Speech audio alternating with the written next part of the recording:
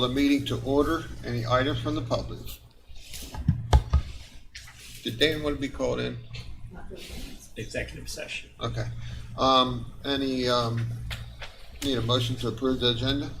Mr. President, I move we approve the agenda for Thursday, August the 12th, 13th. Second. Motion been made, seconded. Any discussion? If not, all in favor say aye. Aye. Anyone opposed? The motion carries. Any questions on the purchase order? Mr. President, if I may, request that the purchase order be removed from the consent agenda and voted on separately. There was an error that we found late Wednesday afternoon after the purchase order was closed out. On page 17, the middle POs to Iron Mountain in a total amount of $348.64. Immediately below that is a payment to Glenn May Jr. in the amount of $348.64. That's actually a duplicate purchase order, so we would like for you to void out the purchase order that is indicated payable to Glenn May Jr. How did the name get changed on duplicate? Mr. May was the person that was delivering the service for Mountain or for Iron Mountain. So when they were inputting the purchase order, they actually picked it up twice. So, All right. so if you could void out requisition 100555355. All right. Entertain a motion on the purchase order. Move to second. All right. So payment to Glenn May Jr. on requisition 100555355 has been removed from the purchase order. Thank you, sir. All in favor say aye. Aye. Anyone opposed? The motion carries. No internal budget revisions.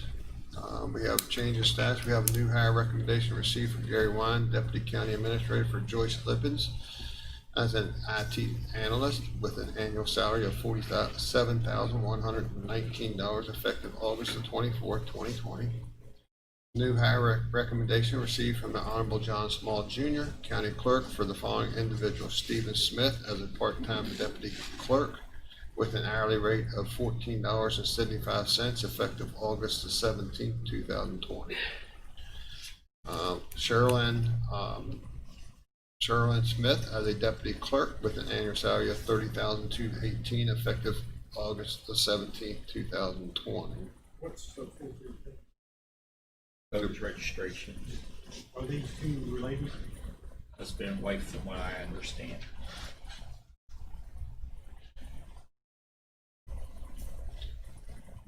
But the one's working in the courthouse and the other one's working in voters. They're both in voters.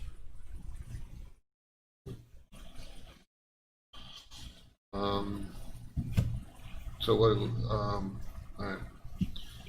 Letter of retirement received from the Circuit Clerk Office for Debbie Knight, effective August the 7th, 2020. Any questions on the change of status? I think it's a bad idea. We'll put on record, bad idea to hire a husband and wife in the same department. Absolutely agree. I agree with that. So just make sure that the minutes reflect that the county council is not in favor of that. We'll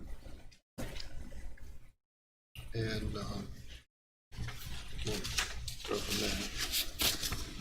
We have approval minutes, July 30th, 2020, Berkeley County Council meeting. Everyone was present. Any changes or corrections on those? I'm gonna go back to the change of status. Mr. Small needs to understand that one or either one of those individuals cannot ever be a boss over top of the other one.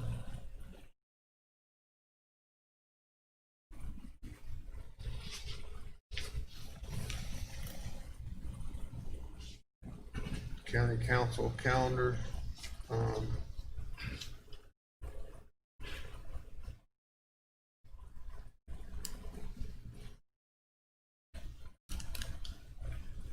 will be here next week on the 20th. And then Mr. Davis, we have recognition on the same day for the day report center. Is that correct? Actually, it's the 21st. 21st It's that on Friday. Do we have a time on that, sir? 10 to 1. It'll start at 10, and we're finalizing the agenda now, and I'll get that out to all the council. But we will start at 10 a.m. on Friday, the 21st, in the Recovery Resources Center. All right. Boards and commissions, we have fire board tonight here in the chambers at 6:30 on Monday the 17th, 4 p.m. Health board, 4 p.m. Eastern Panhandle Transit Authority, 6 p.m. Planning Commission. Tuesday the 18th, 9 a.m. WRNR is Councilperson Barnhart, which that's already been excluded the rest of the year. Is that right? R&R's is still on EPM. Ah. It's been- Okay. All right. All right. 11:30 a.m. Parks and Rec, 5 p.m. Sewer District, 6 p.m. Stormwater District. Wednesday the 19th is 1:30 HEPMPO. 4 p.m. Berkeley County Criminal Justice, and 6 p.m. Solid Waste Authority. And that concludes next week's on the boards and commission. Any changes or corrections? Okay, we have an order to open Fund 100 with United Bank for Community Development Block Grant.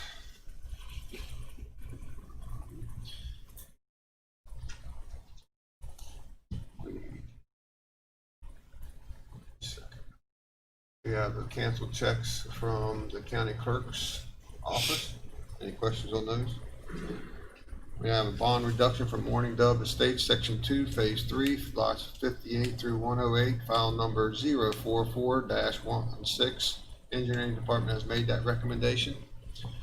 We have a bond reduction for Morning Dove Estates, Section 2, Phase 3, lots 109 through 128, 172 through 201, and 207 through 219. File number 044-16. Engineering Department has made that recommendation.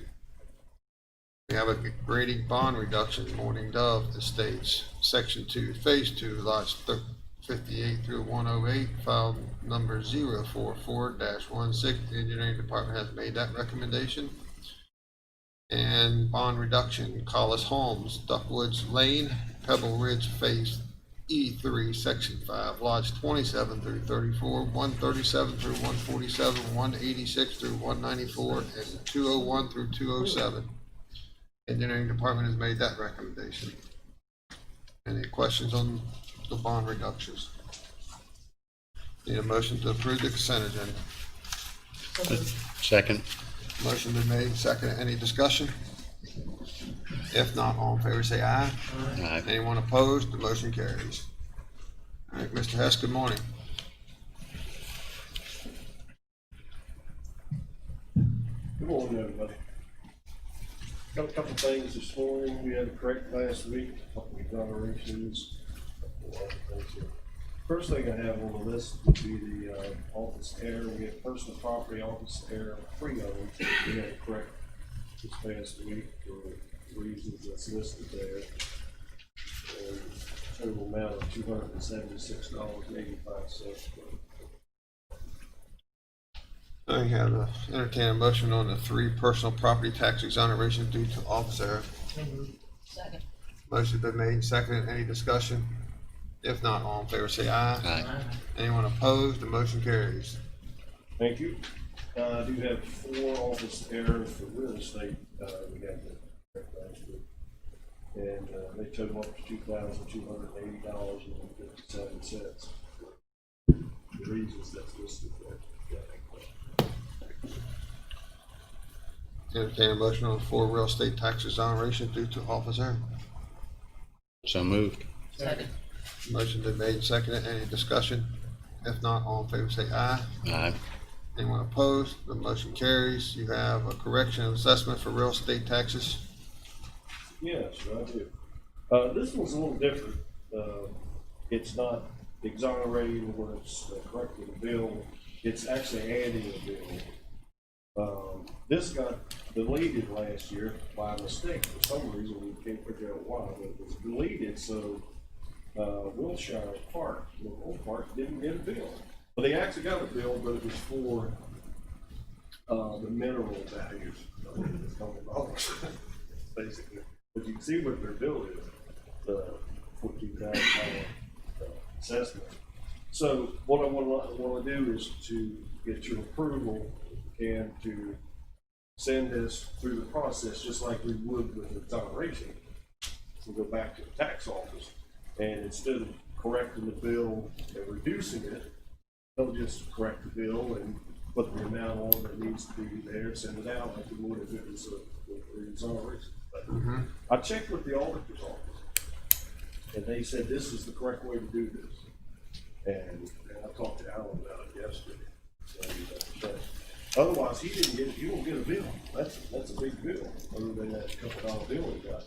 Now, the only question I had, and I asked Alan about it, but since he's just now getting the bill, it's going to be probably real close, or maybe pays the September 1 discount before he gets 2.5% discount. I thought maybe it'd be proper to maybe offer him an extra 45 days, but you can't pay until July 15th. July 15th to September 1, you got 45 days to get that discount. He's not going to have the opportunity to get that discount. I don't know if he wanted to do anything with that or not. Alan said he thought he could come in and get an exoneration for it later or something. So I'd go in and send the bill. Larry and I met yesterday afternoon to discuss this. I'm going and send the bill, and then he can always come back in and ask for the 2% to be exonerated. Yeah, That'll I mean, give we you a all, better paper trail. we all know, we owe our taxes. So is this the only year that it revert back further than 1 year? this is the only one. All right. Yeah, I mean, we all know that we owe our taxes. My wife just said that last night. I can't believe how much we pay in taxes. Yeah, well, I'm sure he got this bill, and it's $2 he's probably curious that. Yeah. I would. So we haven't heard anything from him. So. But at the same time, you know that, There's an error. you know, you didn't sell the trailer park, right? Yeah, no, I'd know right away, believe me. All right. Need a motion to, for the one correction of assessment for real estate for $14,776.30 to Wilkshire Park LLC. So moved. Motion been made and seconded. Any discussion? If not, all in favor say aye. Anyone opposed? The motion carries. So you understand the motion, Mr. Hess? If he wants to come in and ask for the 2.5% discount on exoneration, that's up to him, but he knows that this bill would be due just like any other time. Yeah. All right. You got an apportionment assessment of tax per final divorce? Yes, sir, I do. Two of them? Two of them, actually, yeah. First one's for, Montanero, Mr. Montanero. We had 5 vehicles with total assessed value of $11,175. We split the bill for him, and he got 2 vehicles with assessed value of $7,060, and she got 3 vehicles with the assessed value of the difference, which was $3,315. So that's the first one. You want to do them both at the same time? We can, Okay, the other one is for Mr. and Mrs. We got different last names, Willow and Cookley, I guess. And they have total 5 vehicles, and we split the bill up for them also. And we got 3 vehicles at $7,275 assessed value, and she got the difference of $2,865 on her bill. So that's those 2. That's all I have on all right. Entertain a motion on the 2 apportionment of assessment of taxes due to final divorce. Second. Motion been made and seconded. Any discussion? If not, all in favor say aye. Aye. Anyone opposed? The motion carries. One application for consolidation of property. I do, yep, for Kenneth Michael. He had 2 parcels in the Hedgesville district, map 31, parcel 73 and 74. And we want to put them together just to get our tax bill. So we did that. And this would be for Kenneth and Sharon. Need a motion on the application for consolidation of property? So moved. Motion been made, seconded, any discussion? If not, all in favor say aye. Aye. Anyone opposed? All right, thank you very much. All right, motion passes. Board meeting reports, Mr. Barnard. Thank you, Mr. President. The only meeting I had, actually there, was the Berkeley County Public Service Water District. They approved the design plans for Arcadia Springs North, Section 1, which is 38 homes located in Cleesville. And the pay application number 2 for $215,791 to HRI, that's the Grapevine Transmission Route. They approved a long service line for Rusty Miller for his dad to kind of piggyback service, and sold the property in front, and I had to put in a long service line for Rusty. And then they review a year-end financials, which came out to about 1% of the budget, which was pretty good, and that was the meeting. I guess we're working some extra hours to get the water volume out that we need now. That's been resolved. Yeah. Okay. Yep. Easy fix. All right, Ms. Swap. I had several meetings, but I wanted to say first that Mrs. Wright passed on, Miss Anita Wright, Down at, from down Marlow? at, from Marlow. John Boy. Yeah. Sweet. Going with the farmland protection, a lot of things going on. Unfortunately, some things just don't move forward. There was a particular piece of property that had been in the works for federal and state funding, and we had our paperwork in line, and the state turned it down and is going to Mercer or Wayne County because property's cheaper down there. And I said, and when is going to be the rush down in that neighborhood? I thought this was to be helping save farmland from development, but Well, it's a precious little of it down in there. So. and the problem is, I don't think there's very much of it's flat down in there. Everything's a bank. Tree bottom. Yeah, that's about it. So that was a very disheartening thing, because this particular farm has been very much interested, and no one seems to know what direction the state's really thinking of. It's beyond thinking about it. The transfer fee was $204,776, which was about $20,000 more than last year this time. So a lot of property changing hands.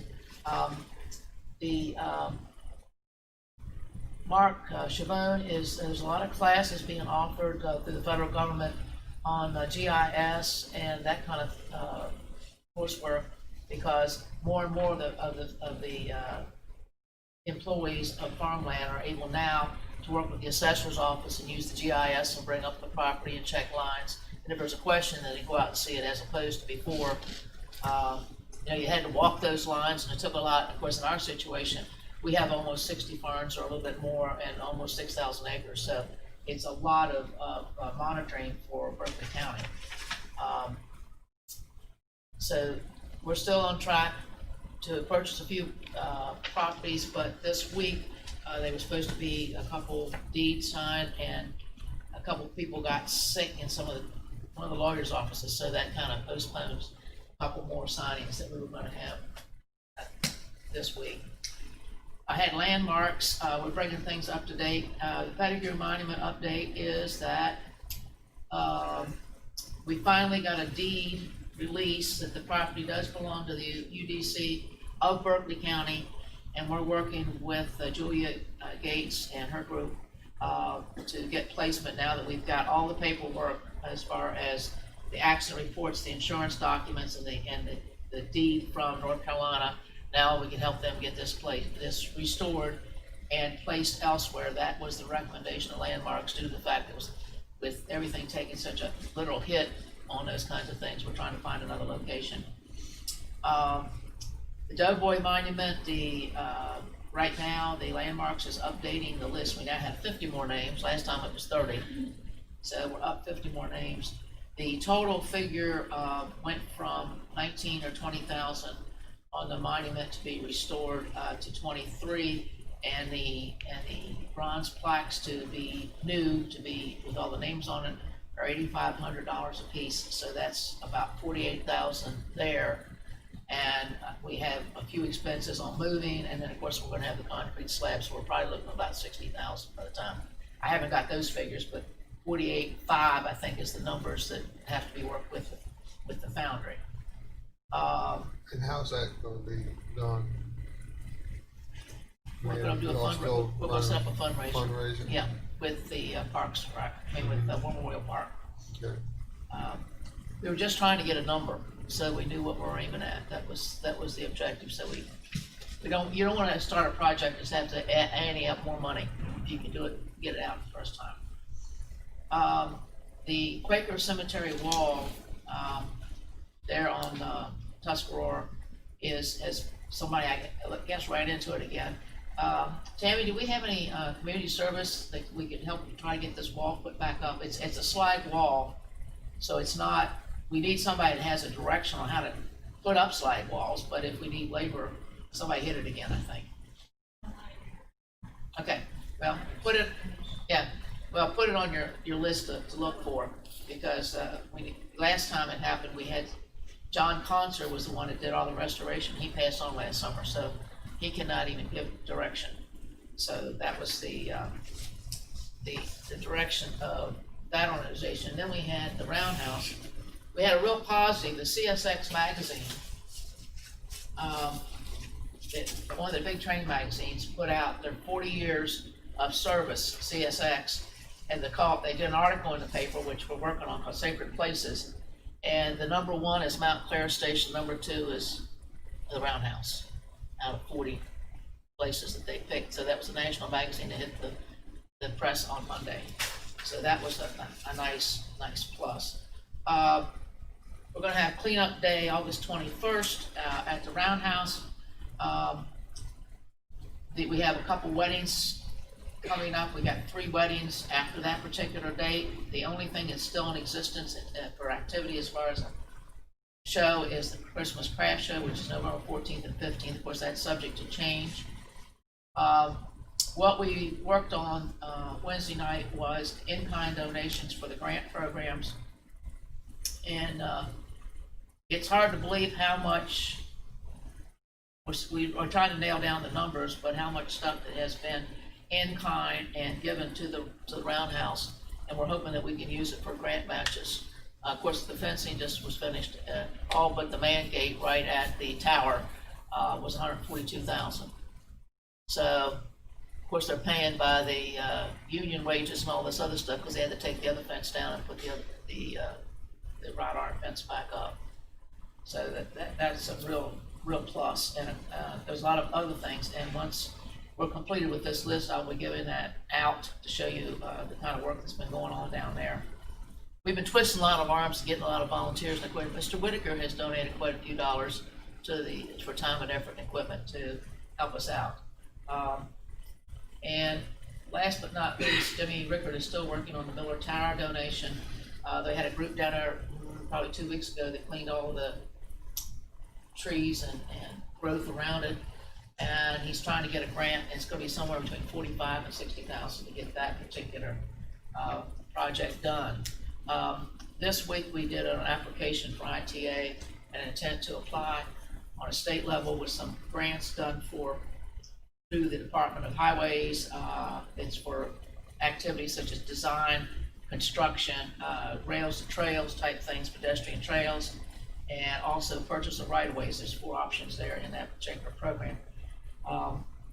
So we're trying to see which way they're going to go. We're hoping that some of our donations will help out, and so that's why that's worked. But we did get that application in this week. It was due by the 18th, and then by the 18th of September, if you're selected, you've got to have the whole grant application done. That's why we're trying to get all this stuff gathered up. On the other side, the one guy told me that we could use in-kind. The other guy said you had to have 20%. I can't figure out, it's not written down in black and white, so I've got to figure out what actually is going on. We're applying to see what's happening and going from there, because we don't know. Last but not least, we had Shepherd University work on a strategic plan, which I just got yesterday. Not happy with it. The college professor's not happy with it, so we're gonna go again and, get a committee, because what happened is when all this happened, I was working with the group, they disappeared, they went home.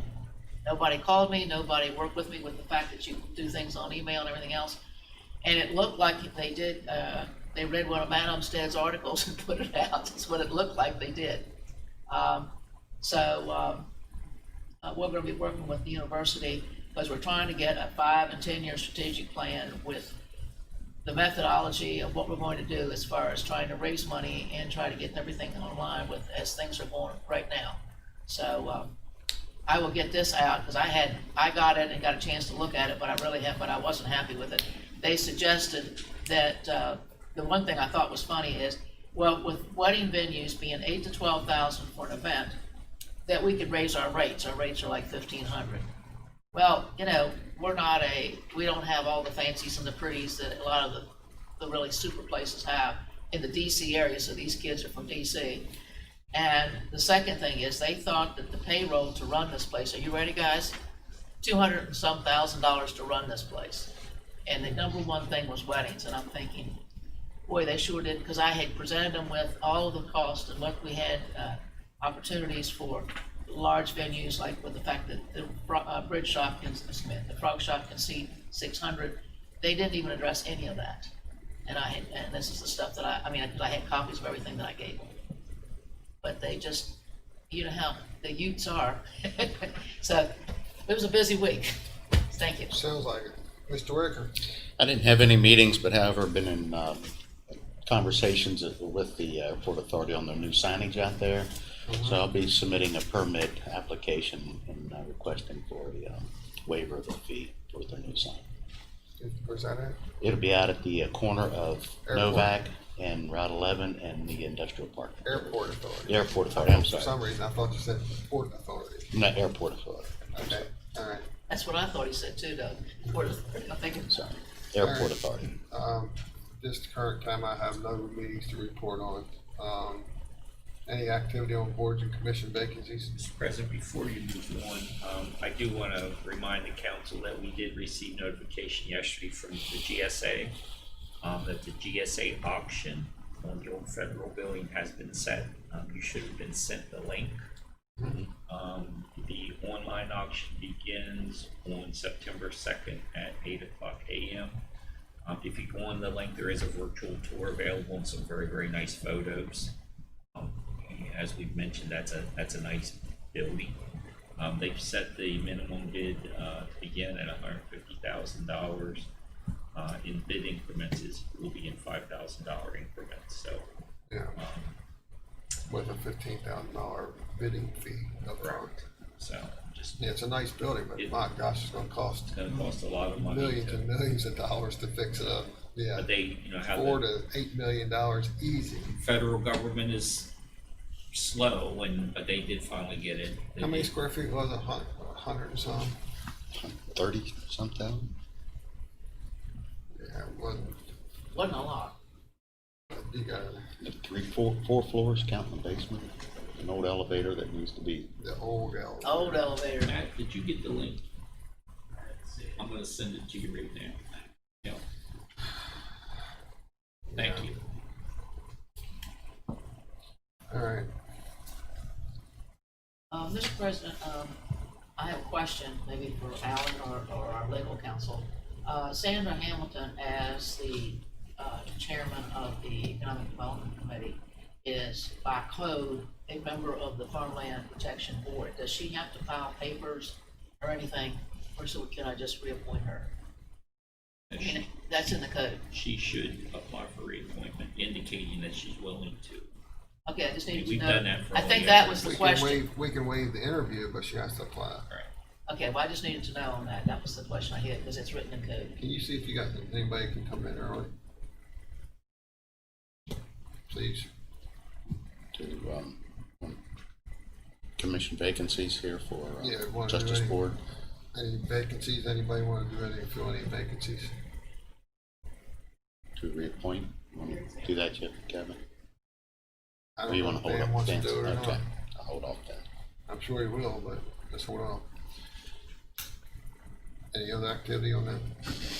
All right, next is Gary Wine, Deputy County Administrator, Public Safety Radios for the Sheriff's Department. Glad you could join us, Mr. Wine.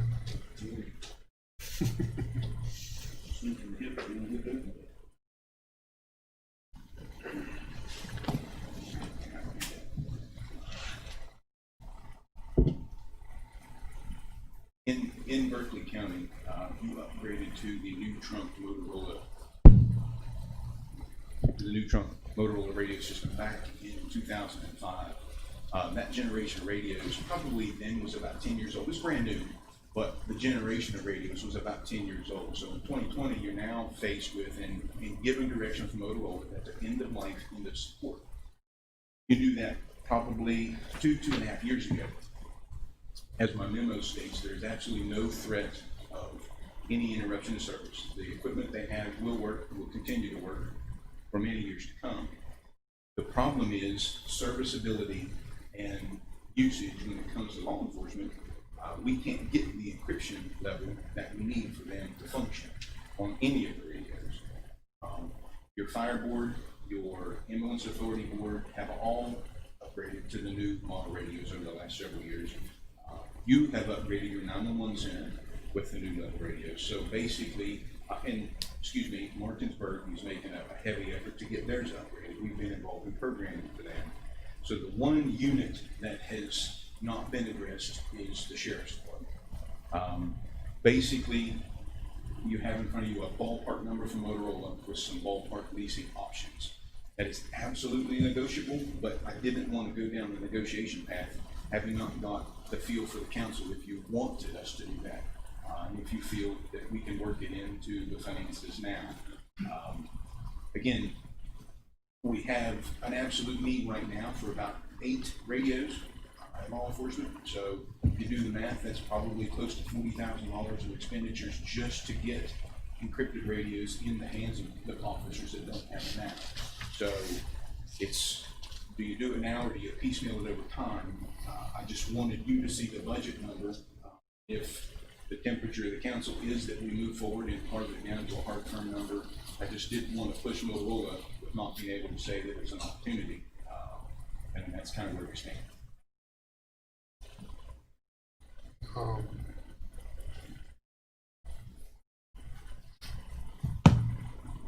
right, and this is do all or do none. That is do all or none. Now we can replace as they break, but what you run into there is you have What's the particular encryption side of it? We can encrypt with new Council President Copenhagen. What the concern always is that you end up with different kinds of units in the hands of the officers or the responders. It doesn't matter whether the police officers or not. So you have one radio that works this way, and then they turn around in an emergency and grab a different one, and then they're not acclimated or familiar, and someone makes a mistake. So it has always been the philosophy across all the upgrades here. I watched it with fire, I watched it with EMS. EMS did it in piece, but they're much smaller. It was just the baby out with the bathwater and bought branded. That way everybody using the thing was using the exact same thing. So if they traded cruisers or they had a service, they weren't using something different. There was no curve to it. That's just the way you've done it. But there's nothing to say that you can't do it as they break. It's completely up to the council the way you want to handle it. Yeah, I know when the fire got their radios, we asked for them to hand them off to put on the shelf in case something went bad with ours, right? Anytime. And that's happened for the last 2 years, That is correct. right? We haven't had to buy any new ones. We use those as spares. We still have a significant amount of spares. And we'll do the same with these if the council chooses to do that. And if it was a place an order, what would be the time turnaround? Because I mean, this is a big $640,000 order. So you that we probably, don't I have. would say 2 months to deploy. I mean, these things are shelved. Look, this is a wonderful time to negotiate a purchase, as you well can imagine. You're probably that quantity, you're probably 20-25% off of this, maybe more as compared to buying a piece at a time. You might get 7 to 10. So it's advantageous to buy in bulk with that. We saw that with the fire board. I was instrumental and worked with Chairman Wilson, who, by the way, is one of the best negotiators I've ever seen. They really got one heck of a deal on the radios for the fire. But you're right, it is a big ticket item. You spent the better part of 1.8 million at Central Dispatch upgrading their equipment that prepared you to do this. Is that, we went live 18? Yeah, the difference is we already paid for that out of That 911 is correct. students, which they had. This will have to come out of your general fund and it's not It's budgeted. not budgeted, that's what I'm saying, that's the bad thing. So It is it's not. a big jump. But we've gotten to a point now where we had to tell law enforcement that we can't issue a new radio. Law enforcement said, well, just buy encryption for those radios and we'll be happy. We can't buy. That's what forced my hand to come and speak. So you have to buy new radios to You that. do have to buy new radios. I am prepared to buy encryption for radios. I am not prepared to buy new radios. My budget wouldn't sustain, your budget at the IT department could not sustain that. That's why I'm here. We had asked for the quote from Motorola back in May, in preparation of maybe beat for encryption, and potentially beat the end of year to buy it. It took until mid-August for them to say, you can't buy it, sorry. So it wasn't like we sat on our hands. We were literally waiting on Motorola to respond. And they finally said, no, we can't. We first thought, the salesperson thought, well, we could probably get you some. Motorola said, no, we can't sell it to you. It's gone. To force us to buy, to force it's not just really, but to force everybody. They already issued end of life into support. It's done. But it was no surprise. We just can't get it. So I guess my statement currently would be, you can negotiate the price and then report back to us, and then we'll go from there. But the hardest thing about this is Budget. we're over $500,000 and it's not in the budget. I understand. And they're offering lease clear out to 10 years, to 7 years. Yeah, I know. But So- tell them we're borrowing money at 2%, not Right. 3.1 now. I understand. And that's non-negotiable, but the quantity or the amount is. I just, again, I didn't want to go to the salesperson and not have an appetite for the council and be just shooting from hip. I mean, if you want to see the number and you're interested, I'll do it. I just didn't want to go out to them and come back and say, well, you should have asked us for it. Right. So it's no commitment. It's just a matter of us going back and coming back with a fine-tuned number. It's a phone call from you to them, Right. works on their end. Correct. It won't take long. I mean, I would imagine probably not next week, the week after, we can Yeah. come back with a final number with the proposed lease agreement. Okay. And with those rates, do you want to receive the 357 or do you like the 3 because the rate's much lower? And obviously the annual commitment's higher. Or do you want to see them all in one? We just got our reconciled fund balances this morning for July. And as you know, August is our big month with revenue, with our real estate. I'd feel a lot more comfortable having this conversation a month from now when we know Right. what our revenue stream for August will And I be. figured the process is gonna take a little bit of time. Right. That's why I said go ahead and start the process and we can figure it out from there. You know, if July is any indication, So It might be also advantageous to find out when the quarter ends. We Sure. on that, wait till that hit, if it's September, we wait till October. yeah, right, we wanna take any advantage that we can. Sure. But I think negotiation of the price is the first place. We won't even talk about finance. Correct. So I'll investigate and find out where that date is, and then if it means push it 6 weeks, or if it means rush it and maybe back. Doesn't mean you can commit, but not deal with anything until. Right. They even offered year 1 0 years on all of those, and not even compound while it was gone. I mean, literally, they offered year 1, they offered you 12 months 0. So basically defer the payment for you. See that they did offer that. So, I'd like to put it back into the next year's budget. it's great. You could, I mean, you could, but, you know, Mr. Davis is correct. You don't know that, and you're not. No, you don't looking know. Now, but you could kick the can at $0. But there's no value to that too. There is. No value both ways. Okay. So I'll come back with a more sharpened number, a finite number for you at a later date. All right, Thank you. with all the options. Exactly, with all the options. Yes. At the end, we'll have all that. Yes, sir. You will. All right. Thank you. All right, we'll go ahead and go through with Rachel and Tracy on their grant progress report. Good morning. Morning. Hey, So I'm going to go through some of the projects that were recently awarded and a new project that's pretty exciting and that you'll be excited to hear about. Real quickly, the DHHR grant was recently renewed at 70,000, but they're expecting to give us an additional 10. I just sent in that request just to see if it would stick, and I think it will. Okay. Community Corrections and JRI was renewed at the same amount that we got last year. The high end of discretionary funds, that's something completely new this year. That'll allow us to either contract or hire a staff therapist for the Gateway Work Center. So we don't have to rely on the part-time amount of people who can help folks. Okay. And that's what is being discussed next Friday, the 21st. All right. The broadband study is moving forward. We're getting ready to set a scoping call with the state, and I'm actually working with Jerry tomorrow and developing that RFQ. We're also arranging a call with Tracy Rowan from EDA, who's really excited about the project and indicated that there is broadband infrastructure funding available And you sent out an email a couple days ago. You're meeting with Gary on that, right? tomorrow morning. Okay. Get together everything that we want to see to that plan. All right. The Apollo pre-development grant just came through, or not came through, the study just finished. The renovations to the Apollo could cost approximately $10 million. So Tracy's, they're working on trying to find some funding, so many ways that we can. The new project that I actually just got off the phone with the state this morning on, I don't know if you recall, when Brian Penix came down last year to talk about FEMA funding for sports events. He also, it was discussed that there was a issue on Route 11, stormwater flooding, and that a grant opportunity called BRIC was in the works. Well, after a year and a half of development, that notice of funding has been released, and that application comes out September 30th.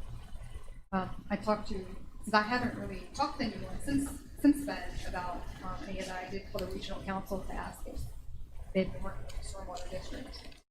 Apply for anything. In the meantime, they did apply for a Clean Water Act 604B funding, help with retrofitting existing ponds. Stormwater issue. They were denied that funding. The BRIC application will allow up to $300,000 in planning and engineering for the shovel-ready project. So I really call with Stormwater District, the regional council, and call as well towards the end of this month. A major part of that flooding down there, Rachel, is coming off 81, right there across from Mountaineer Club. right there with the old turkey, the owner's old turkey farm used to flood out all the time. Yeah, so, and then originally I thought the county, like, it's a brand new program, brand new grant applicant, everything. So, you're trying to hammer out the details right now at FEMA. Originally I thought the county had to be the applicant, but it turns out the regional to be the applicant, and the stormwater district will pick up. This is picking up the actions required, which is minimal project. I think our engineers are already, I remember the state saying that we could put some skin in the game that would help push the project along. And I think our engineering department actually done some design work for that, I believe. If you remember, Jim Golden had the contacts at the state level because he was with Park Highways for a while. Was actually able to get some of their engineers down here to look at that section that goes from the Mid-Atlantic Parkway all the way out to Shenandoah Highway. Yeah. So I think the car. they've done some design work in that section of that. Yeah. And the crazy thing about it is there's some parts out there that people might be filling in the waterway. this application comes out first, but then if you move forward with applying, and it doesn't work out, there's two other options. Through Chesapeake Bay and Fish and Wildlife funding, which you kind of have to word that a little bit, take a separate deduction, that sort of thing. But the BRIC grant specifically is for stormwater infrastructure. So right now, the collective thought is that that's the best option. Didn't Water and Land just increase their funding tremendously from the federal level? It did. Could you all check into that for me? Because that could be a good fit for sportsmen. And I think it's a lot to do with land acquisition, but also has some build out possibilities as well. Yeah, I know you had mentioned that. I don't work on that. And that was passed by everybody, and as I said, that'd be about $5 million to say West Virginia normally, and they'd only gotten probably $500,000 in past years. And I think the problem is they can't use up the money that they're getting. They're calling us and asking us about it. So maybe we can check into that if y'all would and see if we can use some of that so we can be one step closer to sportsmen. Yeah, definitely. I'll get in touch with that. Okay. Contact there. Have a scoop and call for the BRIC grants. And then, pass it off to Tracy. So last year, December, so the last time we were at $4 million in active projects. Primarily due to CARES funding, we are at $9.1 million in active projects. Now, when I say active projects, some of the stuff we've received, we're just looking at reimbursement, so they're not active. But that's nearly a $5 million increase from where we were approximately the same time last year. And that's from 2019 to current, is that right? Yes. Okay. And again, a lot of that is from human CARES funding. So for that, I'd say that's called job security.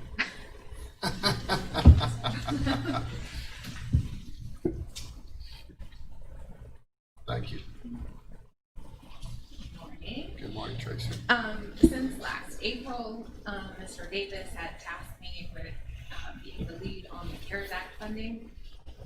And so I began with reading the 300-page plus CARES Act bill and attended over 30 webinars to date. We have assisted other counties, towns, government entities, and local businesses in explaining the CARES Act funding. To date, we have applied for $3,931,422.08, and we've been awarded $2,561,148.23, with some of July's grants still outstanding in the amount of $634,476.98. We are on track to end the year with CARES Act grants with an estimated $6.6 billion in total CARES Act funding. So, well, you know what's your start time? Attending webinars. One of the things when we first received notification of the CARES funding, Rachel was on approved leave, and I went to Tracy and I said, You're going to be our CARES Act guru. I want you to find out everything there is about CARES, and she's delivered, and most of the applications have been made since July 1st.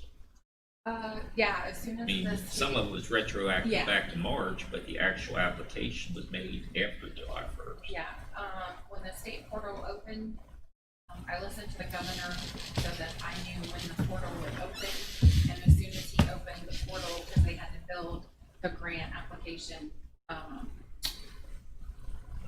access from the ground up, as soon as that opened, we applied within the first 2 days.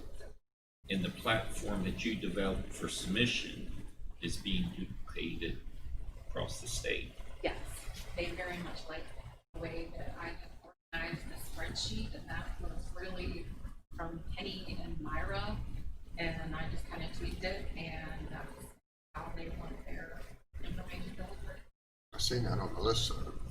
Have you had any luck with Parks and Rec, because the only thing they got back was 1,500? I've had a couple of conversations with them and trying to guide them and direct them on how to justify and the wording, that they need to use. And they were going back, Teresa was going back and resubmitting some things that she had put in that they had turned down. Because they only We went were just on 1,500. that last week. Yeah. Now, I think one of the things that back 9.5 years ago, things have been done on that. I asked the county administrator at the time if we had any professional grant writers, full-time grant writers. And she, no, I do that. I said, well, how much do we bring in on grants? And it's $300,000 a year. So the $9.2 million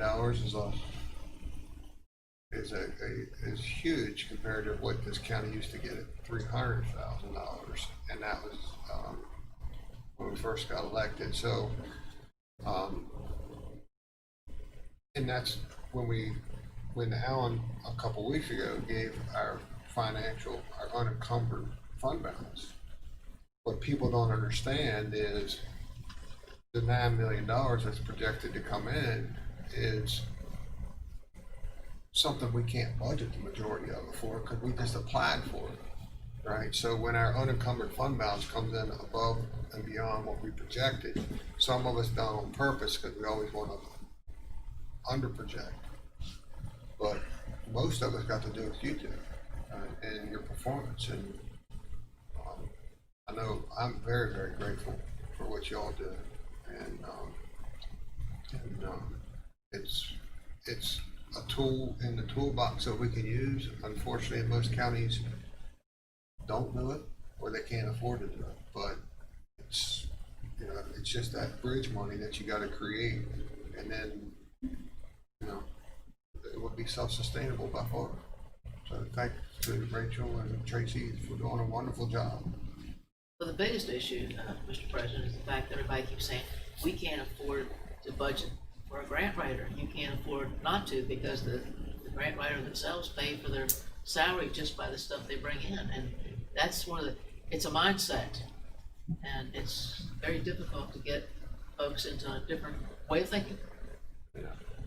So thank you. Yeah, there's making great changes in Berkeley County from the community correction side and the CARES Act, that we all know the money's out there. Just gotta, you know, make sure we get it to it and do it legal. So thank you. Eddie and I, we bought about $160,000 of specialized equipment for our hazmat unit, last year. Most of that was through grants. We had to purchase it up front. We got reimbursed. Eddie and I met yesterday. We talked about that equipment in particular, and he has been amazed at we're one of the few hazmat units in the region that has that specialized equipment. The number of calls that they're getting now to particularly test substances that are coming through in the mail. The biggest concern that we have now is the precautions that our employees need to take. That's, when they're called in to test the substance, because, the last thing we want our employees to be exposed to is fentanyl. So, that has opened, it's a good news, bad news situation. The good news is we have this specialized equipment. The bad news is we're being called into situations that we've never been. Our employees are being called into situations that they've never been called in before, but it's good to have that equipment on hand. I mentioned briefly our reconciled fund balances that we just received this morning, which is stronger for July of 20 than it was, substantially stronger than it was July of 19. But that's primarily because of the efforts of Rachel and Tracy to get our CARES Act reimbursement. They've allowed us to go all the way back to March to request reimbursement. So,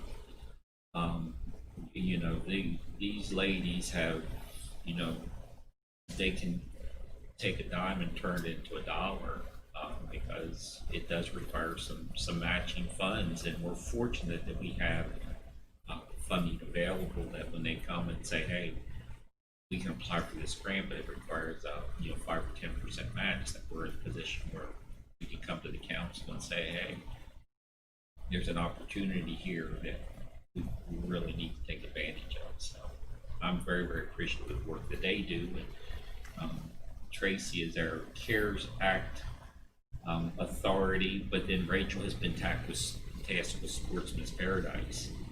Even we had a situation yesterday afternoon, the day before, where a gentleman came to the counter and said, I own property in Sportsman's, I'd like to sell it to the county. So we just went down and got Rachel and said, Rachel, you know everybody down there, you know where the property is, can you meet with So us? is Rachel gonna be the landlord down there too? She next week I'm gonna meet with the council, we're gonna talk about a caretaker moving Rachel's office down there. It'll be above the floodplain. It will be above, Yeah. yeah, we have a 2-story building down there, so she'll be well out of No the water. water. But the key thing is you're gonna have to get broadband down there so That's that she can activate her That's right. computers. We'll get our hotspot on a Get her a cell phone. hotspot down there. But Okay, so, these ladies have done an incredible job. okay, so I'll ask you this in public, which is more of a question to ask you in the office. But are there grants out there that we could be applying for, but we just don't have time to do them? Or are you always gonna keep up? As far as, no, I mean, I think we're keeping up with available. I mean, fortunately, things this year, and I don't know if it's pandemic, everything's stagnant pretty well. It's just sometimes, it's spring and everything, hit you all at once. Or things, but retracing that. But gotta get a handle on it. the only reason I ask that is because, I mean, like I said, 9.5 years ago, when I asked the question, who's our grant writer, and I got, who's the county administrator at $300,000 a year, and we go from $300,000 a year to 2 grant writers at $9 million a year. That tells me if we had 3, we might be able to get $13.5 million. I think we're handling all the grants that Okay, we can at this point. If once the census data comes out, that turns out that the state in this area is eligible for more things that we weren't before. okay. All right, and then Tracy, I was asking also, we was talking about, I don't think Congress has came out with any modifications on the CARES Act for loss of revenue. Yeah, Not until they pass the new stimulus. When that passes, that should loosen up some of the restrictions. Go back and apply for and if, loss of revenue. and if they were smart, it would be loss of net revenue. Yeah, I'm not sure. Rather just revenue. I'm not sure how it's worded, if it's net or. Because gross revenue versus gross expenditures, the expenditures are down when you don't have the revenue coming in, so it should be net revenue. Some people that would help, some people wouldn't help at all. So, but anyway, keep us posted on that side of it. Also want to point out that the relationship that we've been building with the governor's office over the years has really come to play a part in this. They have been instrumental where early on Tracy was submitting an application for reimbursement, and they were actually calling and saying, well, your application is spot on, however, you may be eligible for some additional expenses. Look at this, and this. And rather than process the application as it was originally submitted, gave us the opportunity to reformat it and actually ask for more money. And they've been very, very supportive of us. And that's something that we haven't had in the past. That'd be We had a hold up in the beginning, and it should have just flowed really nice. And now we have one lady in the auditor's office. She's the only one that will handle Berkeley County. And if I have a problem or a question, I call her. If I emailed her, she calls me within 5 minutes. And she's been really great to work with, and if she has a question or vice versa. So having a direct contact who's only, not a ton of different people, because there's a lot of people, reading and working on the Prozac grant at the governor's office. Having one person has been a definite. I'd be curious as to put a question out on the listserv as to how many counties in their total amount of grant revenue has. There's been some chatter. I can assure you that we are by Oh, far. I'm sure we are when it comes to these two ladies here. Nowhere close. Huh? Nowhere close. I don't think so. Okay. I was just curious. All right, well, thank y'all. Appreciate everything y'all do. Thank you. Chad's here if you wanna. He's here. Yeah, let's go ahead and, Chad, give us your update. You know, I want to point out to the council that once again, you were right and I was wrong to doubt you. You know, years ago when you first mentioned the need for a grant writer, I was somewhat reserved. Skeptical? Yeah. And certainly that has paid dividends time and time again. We have had conversations about the need for a public information coordinator for years. Chad has been with us now, and of course I was hesitant, particularly when it came to social media. Hesitant about having a presence on social media and How it's administered. yeah, and Chad has been with us now for a year year in July, and has absolutely proven me wrong again. So this council had more foresight than. He's being hard on himself right now, Chad. Huh? No, one of the things we felt that that this council has never asked for credit that we do. Never found a need for the public to understand what we get accomplished, and have fun while we do it. But we did decide to pull that trigger last year and say, hey, we need somebody to get the word out. Good and bad. So tell us a little bit about the progress and average terminology. So, because I'm not a social media person for the right reasons. Definitely, I think it's definitely important, like you said, for both purposes, both for informing the public, communicating things on our behalf, but then also opening channels for the public to reach out to us. We're able to, transmit and share a lot of information through social platforms, but then also with individuals who operate predominantly through these platforms. It's sort of their go-to resource in terms of self-education, or reaching out to an organization. So, for example, on a daily basis, I have inquiries or questions that will come from Facebook or Twitter, just in regards to how to do something, how to, pay their taxes or find some sort of information specifically, and I'm able to communicate that to them. So there's multiple benefits from it.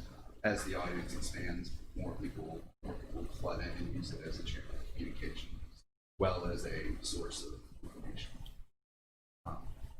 The information that I included in the packet is more or less a breakdown of the traffic that comes through the pages. We have. I'm not sure that they've downloaded any. Chad's information. I got it. It's here.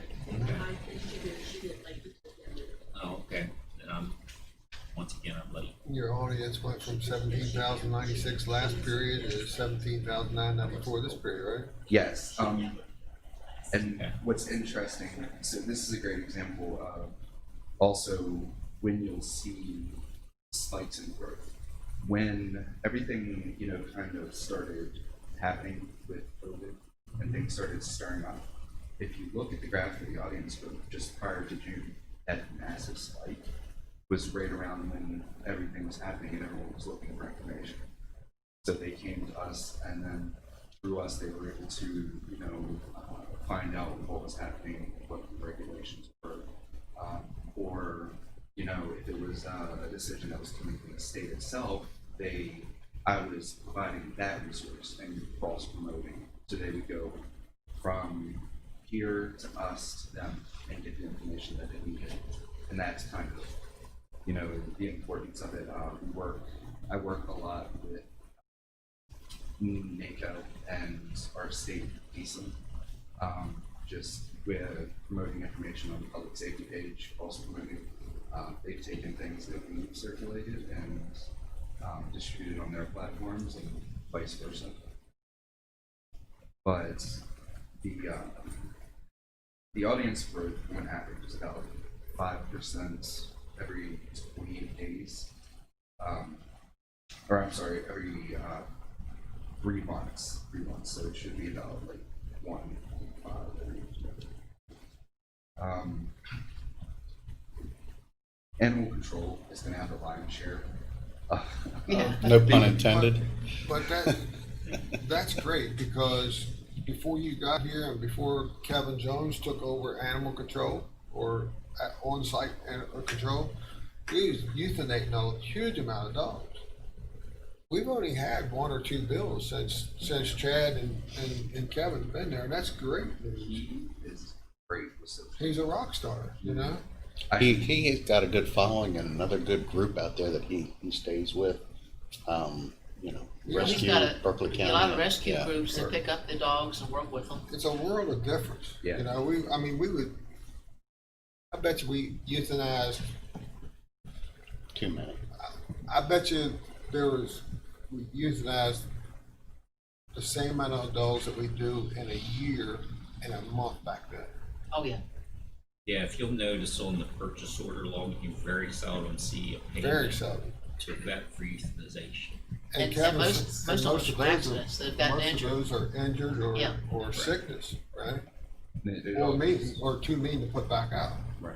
Well, even in those situations, when it would have been prior to that, the method of communication, it would have been impossible to find a home for a dog that would have had people problems. Maybe it was a 5% chance, but now all of a sudden, you're circulating information. There are people out there who go out of their way just to take dogs like that, and take care of them, and rehabilitate them, and bring them back, and they're able to find them through the Facebook page. They see the pictures, they see Right. the dog just needs special attention. That's why my wife says she's going to euthanize me. I don't know whether it's because I'm too mean or I'm sick. Yes. And you don't do well with people. Yeah. You just don't know how to fetch yet. I'm trying to learn. Just real quick, Chad. I'm curious as to the age demographic of our spike in people, and I know that's not on. I don't think it's on here. Of the, I can break that down. can you? Okay. It all depends on the platform. Sure. It's not really possible through, let's say, Twitter, but it is possible through Facebook. Uh-huh. Just because it has more demographic information, it tracks more info about business.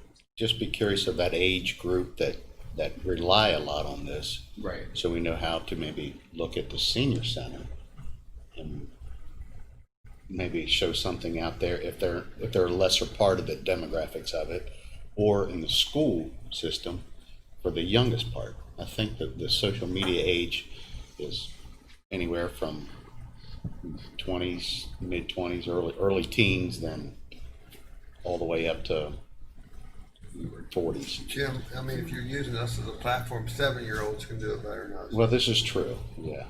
But I was just be curious as to maybe where we could target usage and service to help the other demographics that aren't Absolutely, and that's spot on on. spot.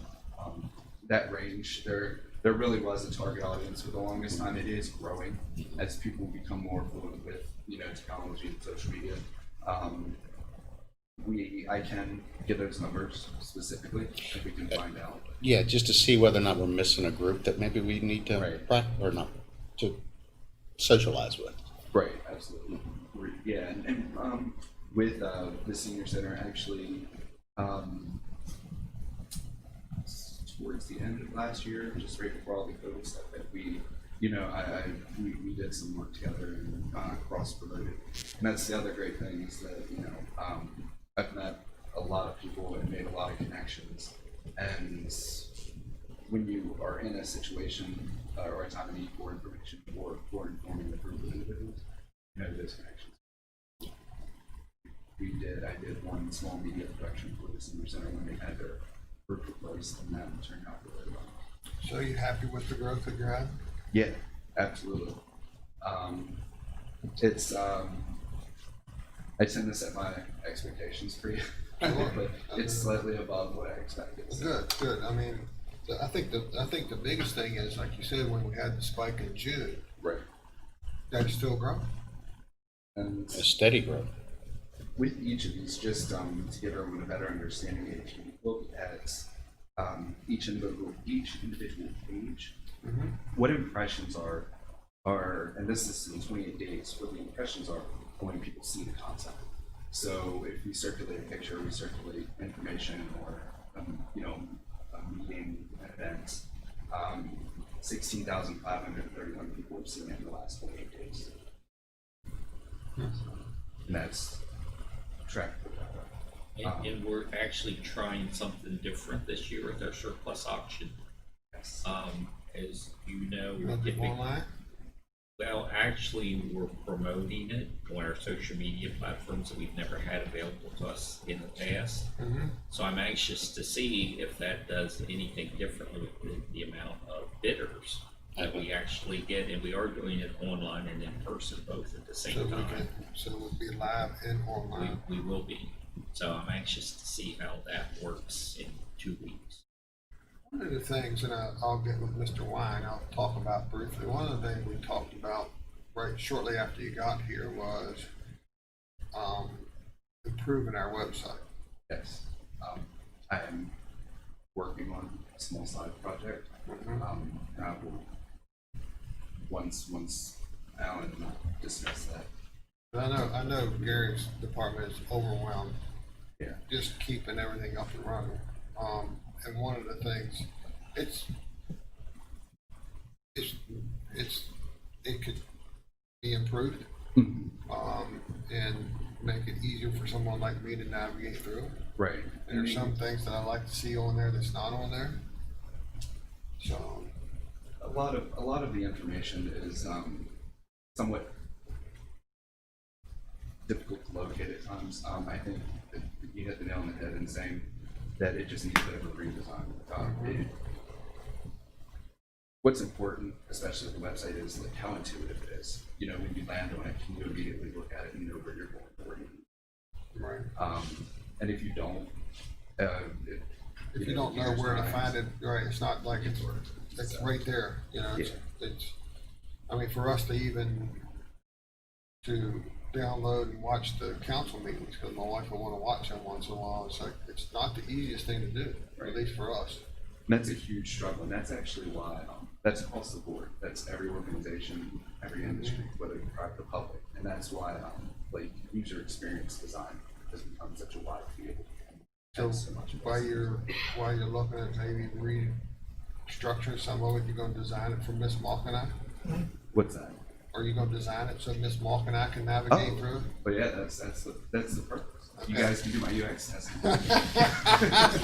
Well, let me say this, Chad, yesterday I couldn't zoom in on our site. Web design for For dummies. landmarks. I was there. I was there. I'm not sure what that meant. I thought it was. Illustrated by Jim. Yeah. On my tablet.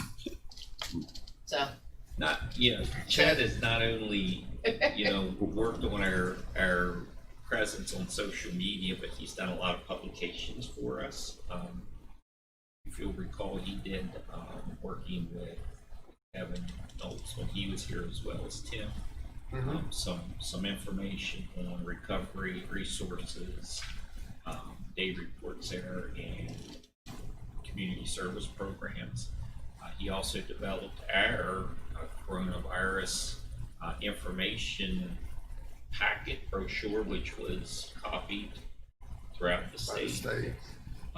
So, And these are the things that on the surface, you look at, okay, we hired because our employee count has grown, right? People like Chad and Tracy and Rachel and Kevin, and now Tim. All the recovery efforts. That's all new since we've been here, right? But it's what do we get in return? You know, what's our dividends at the end? And it speaks for itself, but it's got to be dug into it just can't be reported on the surface, Matt. It's got to be dug into and say, this is what we spend. I say that jokingly, Matt, because I think you did a great job. But it's what we spend on the surface, but what do we get in return? Because that's the good news. If we're spending $250,000 or $500,000 or even $1 million, let's say $1 million. Well, we got to say more than that. Let's say $2 million, right? $2 million. But in return, we're getting back $15 million, right? It's huge of what we do because it's pretty obvious that there's a struggle to try to get some type of change in the tax structure. So we got to figure out how to do it and save the taxpayers money. And we're doing that. And I guarantee you, we might be spending $2 million more than what we were, but we're bringing in $15 million more. Or we're saving $4 million on jail bills. Oh, yes. You know what I mean? So, and that's what we got to look at, and that's what we got to report on. What your job is to sit there and say, Public information. you know, this is how much our count on employees is growing. But let me tell you what they're doing. Let me tell you what the benefit of having each and every one of them is. And that's something very important, I think, needs to be put out there. Okay? All right. Anything else? No, that was pretty much the gist of it. Just wanted to share the numbers and, I agree with that. There's really not even a price tag you can put on the people that are helped by that. So, Right. I, personally know that. So. Well, I called a friend of mine that has had addiction in his family, and unfortunately his son has another bout with it, and I just called in support and told him not to give up, and he said, "Oh, Doug, I won't give up," and he thanked me for everything that we have in place today that we had none of it 9 years ago, none. And he said, it wouldn't be for you and the county council, we still wouldn't have a place to turn to. And this guy's a big guy. 300 pounds, not big in any way, just a big guy, and get emotional sometimes. Yeah, the support network, the infrastructure. Mm-hmm. I mean, that's what helps a lot of people keep supporting. Yeah. I know Stephanie and Tim bring me things all the time that we circulate on social media. It gets out there. And first, that's some of the only content that when I'll circulate it, it will get shared within like 5 minutes. Mm-hmm. And sometimes it's the fact of knowing that they're not alone. They know there's others out there. and I think the council's efforts is being recognized on the state and federal level, and next Friday will be a good example. I mean, that we've got James Carroll coming. Mr. Carroll is the director of the Office of National Drug Control Policy. We didn't ask him to come up. He asked if he could come up to recognize programs that the county has put into place and to announce some additional initiatives that Tim Zaya and Tom Carr have worked out, which will be one of the first In the nation. in the nation. So pretty impressive. And what we've accomplished since August of 16, late 15, early 16 when we started recovery services. Yeah. And then we took over our day report center August of 16, so. But we had those meetings in my office with Ruth Phelps, and we said, we don't know anything what we're doing, but this is what we're doing, and tell us if we're doing something incorrect. And she reassured us that we was on the right path. Not bad for 4 years. Nah, going from nothing to the best, one of the best in the, well, the best Leading. probably in the region, but being recognized at the national level in 4 years, that's very quick. Well, again, we're hiring people that have a passion for the job. That's the difference between people that do a job and people that have a passion. Well, the passion and also the people that's experienced what people's going through. Right. You know, that experience is, in years past, there was, I'm trying to, anyway. Stigma, yes. In years past, there was a stigma, with people that had been into drugs and even got clean. Now, we've taken that stigma and turned it around 180 degrees and said, this isn't a stigma, this is a resource. We can learn by the people that's been in that ditch. You know, they can teach us how to get out, right? Because if you haven't lived that life, you have no idea. I talked to somebody on Saturday night, and this gentleman him and I sat there and talked for about 30 minutes, and he's talking to me about one of his loved ones that had been an alcoholic. And he said, well, honey, it's just, you just gotta quit. Just don't drink. She's reminded him it's not that easy. That, it's that temptation's always there. And he understands that now, where before he didn't, and that's the crazy thing. It's people don't understand. Once you're an alcoholic, you're always an alcoholic. Once you're an addict, you're always an addict. The temptation's always there. It never goes away. It's just that we got to control it. Had an alcoholic tell me one time you're only one drink away from being one. That's exactly right. And sometimes I feel that way. So thank you for all the great work. Appreciate everything you do. And you're making Berkeley County be recognized at the state level and the national level one more each day, Chad. Thank you. Yeah, appreciate it.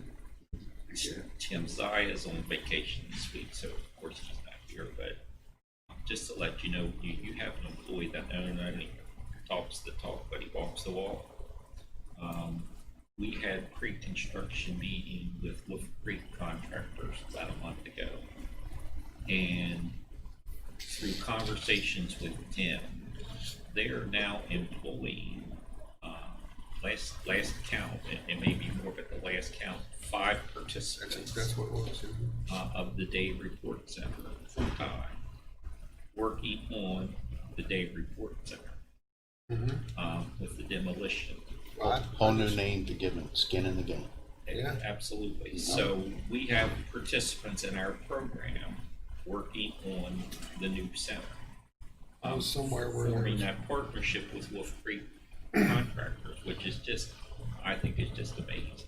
I was somewhere last week and listened to this guy that runs a pretty big business here in the county. Seems like he's somewhere up on the ladder. And it's saying they need 30 new employees. This was like 4:37 in the afternoon. I called Tim up and said, hey, get with this guy.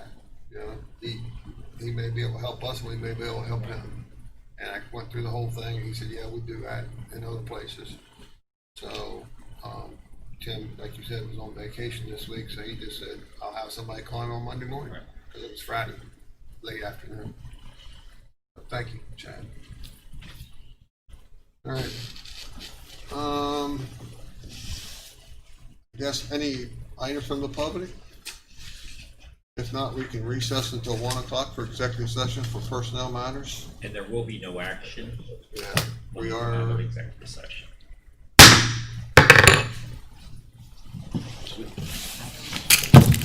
I never got back with Blake about the brick and mortar stuff that we talked about last I Thursday. think Josh was here last week.